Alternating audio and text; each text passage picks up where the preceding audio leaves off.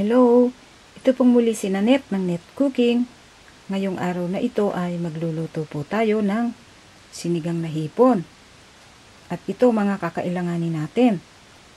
So meron po tayo ditong shrimps. Medyo malalaki lang ng konting shrimps ang gagamitin natin dito.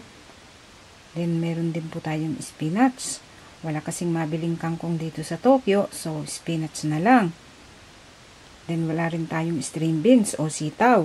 Kaya ang gagamitin natin, habichuelas or Baguio beans. Then gagamit din po tayo dito ng tomatoes, long green chilies, then eggplant, onion, then wala tayo yung radish o daikon. Then ang meron po tayo dito yung turnips. So ito ang ilalagay natin, substitute ng radish. Then, gagamit din po tayo dito ng salt, fish sauce or patis. Then, ito yung pinaka-importante natin gagamitin, itong sinigang mix. Okay, mag-start na po tayo sa ating pagluluto. Ang gagawin ko lang ay hihiwa-hiwain ko lang itong mga ingredients natin. At uumpisahan na po natin ang pagluluto. Then ngayon, ang unang gagawin po natin sa ating pagluluto, meron tayo dito yung lutuan. So medyo malalim na cooking pan itong gagamitin natin. Ang gagawin po natin, lalagay muna natin dito yung tomatoes, tsaka itong onion. Lalagyan po natin ng salt. Then, ito yung nakalimutan kong sabihin, nagagamit tayo ng water dito.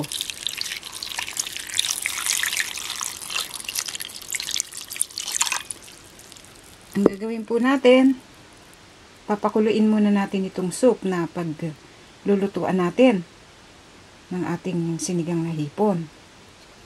Lagyan po natin ng cover at hayaan natin kumulo. Okay, hintayin natin itong kumulo, then lalagay natin yung ibang vegetables.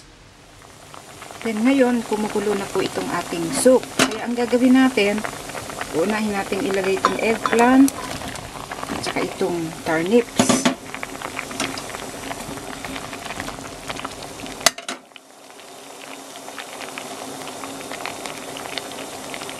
Takpan lang natin.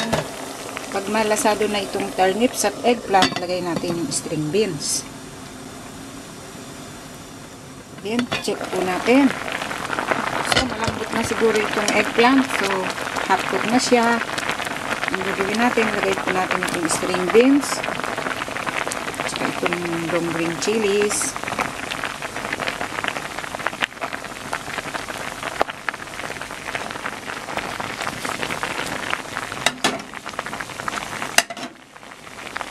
Then ngayon, lalagay na rin po natin itong shrimps. Medyo mainit. So, lalagay natin yung shrimps natin.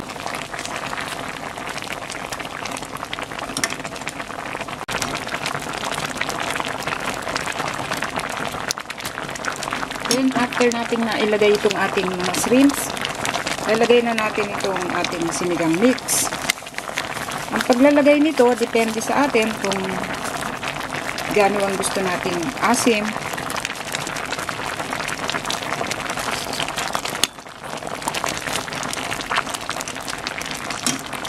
Ang gagawin po natin dito, lagyan uli natin ng cover.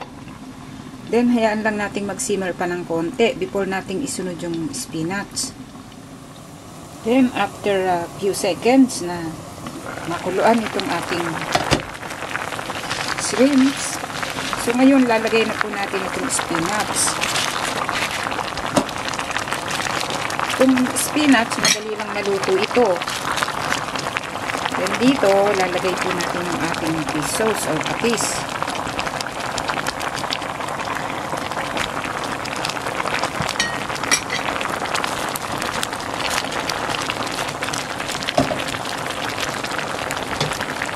Then, lalagyan po uli natin ng cover. Then, i-turn off na po natin yung heat kasi yung spinach, maluluto na yan sa init ng soup niya. Turn off na po natin ang heat. So, tingnan natin. So, ayan. Okay na yung spinach. Kasi madali lang namang maluto ito eh. Minsan nga kahit raw, pwede rin kainin itong spinach. Nilalagay nila ito sa green salads vegetables. Okay, so ito po yung ating sinigang na shrimps at pwede na nating iserve at kainin. Then ngayon, ito po ang kinalabasan sa pagkakaluto po natin sa ating sinigang na hipon. Sana po nagustuhan nyo ang pagkakaluto natin sa recipe ito. Marami pong salamat. Ito pong muli si Nanette ng Net Cooking. Thanks po. Bye!